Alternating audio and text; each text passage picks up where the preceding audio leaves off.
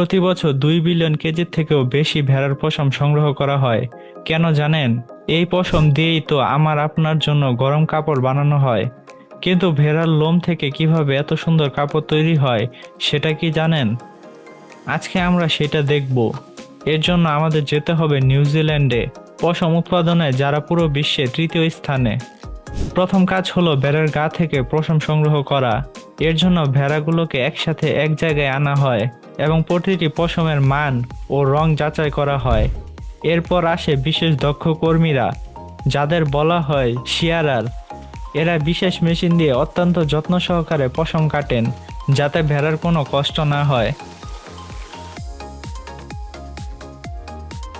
একজন দক্ষ শিয়ারার প্রতিদিন 250টির বেশি ভেড়ার পশম কাটতে পারেন, অর্থাৎ একটি ভেড়ার জন্য সময় লাগে মাত্র 1 থেকে 2 মিনিট। আসল কৌশলটা হলো ভেড়াকে শান্ত রেখে স্থির করা, যাতে কাটার সময় কোনো ঝামেলা না হয়। প্রথমে পেটের দিকে ছোট ও তুলনামূলক কম মানের পশম কাটা হয়। তারপর পিঠের পশম, যা দেখতে উজ্জ্বল, সাদা এবং মানে সেরা। এরপর মেরুদণ্ড বরাবর লম্বা টানে পশম আলাদা করা হয়। সবশেষ মুখ ও কানের কাছের পশমও কেটে নেওয়া হয়। পশম কাটার পর ভেড়াগুলো যেন হালকা হয়ে স্থিতি পায়, গরমে কষ্ট অনেকটা কমে যায় তাদের।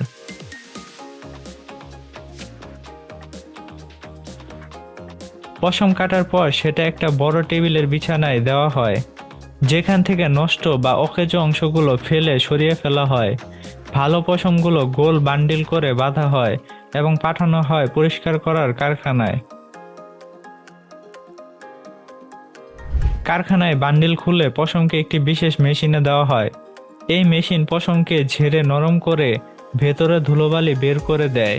এতে পরে ধোয়ার সময় কম পানি লাগে, খরচও কমে। এরপর পশম যায় আরেকটি মেশিনে, যেখানে দাঁতের মতো অনেক অংশ পশমকে ঝাঁকিয়ে আলাদা করে দেয়। মাটি ও ময়লা ঝরে পড়ে এবং সরু লোমগুলো একটু একটু করে আলগা হয়ে যায়। এরপর পশমকে গরম পানির বড় চৌবাচ্চায় ডোবানো হয়। 77 থেকে 78 ডিগ্রি তাপমাত্রায় পানিতে হালকা সাবান মিশিয়ে পশম ধোয়া হয়, যাতে তেল ও ময়লা পুরোপুরি ধুয়ে যায়।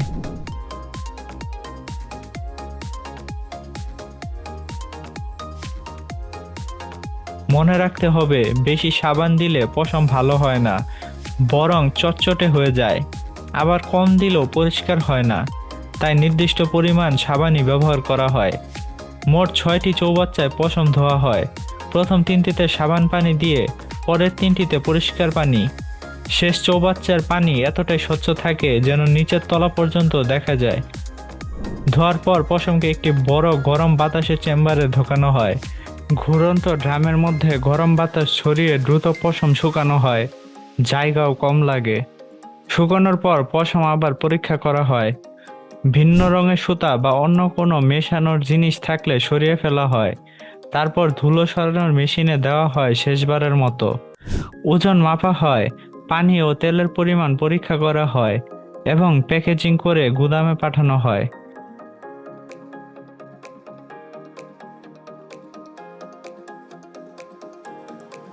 গুদাম থেকে পশম যায় কাপড় তৈরির কারখানায়। সেখানে বান্ডিল খুলে পশম বাছাই করা হয়। কোন কাজের কতটুকু লাগবে মাপ হয় এবং দরকার মতো পশম মিশিয়ে নেওয়া হয়। এরপর পশমকে আঁচড়ানো হয়। লোহার বিশেষ ব্রাশ দিয়ে ঘুরিয়ে লোমগুলো সোজা করা হয়।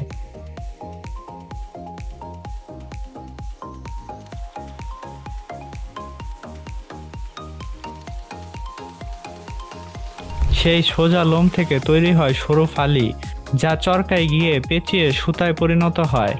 কাপড় বোনার সময় সুতো দুইভাবে সাজানো হয়। লম্বালম্বি সুতা, যাকে বলা হয় টানা, আর আড়াআড়ি সুতা, যাকে বলা হয় পোরেন।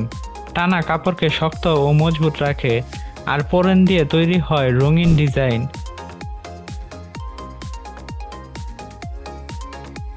টানা তৈরি হলে তাতে বসানো হয়। প্রতিটি সুতা ছোট ছোট ছিদ্রের মধ্য দিয়ে টানা হয়। সেগুলো উঠানামা করে কাপড়ের জন্য জায়গা তৈরি করা হয়। এই সেটআপটাই তাঁত প্রস্তুত করতে প্রায় 2-3 দিন সময় লাগে। কাপড় বোনার পর সেটা ভালো করে দেখা হয়। কোনো ত্রুটি থাকলে কাঁচি বা চিমটা দিয়ে সরিয়ে ঠিক করা হয়। যদি ঝালর রাখার দরকার হয় তাহলে কিছু সুতা না বুনে ঝুলিয়ে রাখা হয় এবং পরে একটা আলাদা সুতা দিয়ে বেঁধে দেওয়া হয়। এরপর কাপড়কে গরম পানিতে ভিজিয়ে সংকুচিত করা হয়। এতে সুতো আরো ঘন আর কাপড় আরো উষ্ণ হয়। পোকামাকড় থেকে রক্ষার জন্য বিশেষ কেমিক্যাল ব্যবহার করা হয়।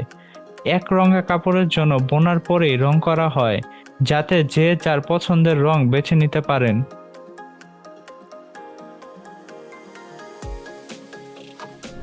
সবশেষ কাপড় যায় সেলাই কারখানায়।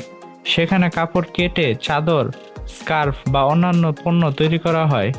প্রতিটি কিনারায় সেলাই করা হয়, লেবেল লাগানো হয় এবং চূড়ান্ত মান যাচাই করে পাঠানো হয় বাজারে।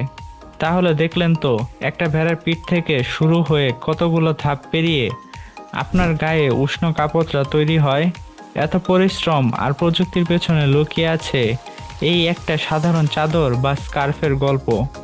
ভিডিওতে ভালো লাগলে লাইক দিন, বন্ধুদের সাথে শেয়ার করুন আর এমন অজানা সব তৈরির গল্প জানতে এখনই সাবস্ক্রাইব করুন।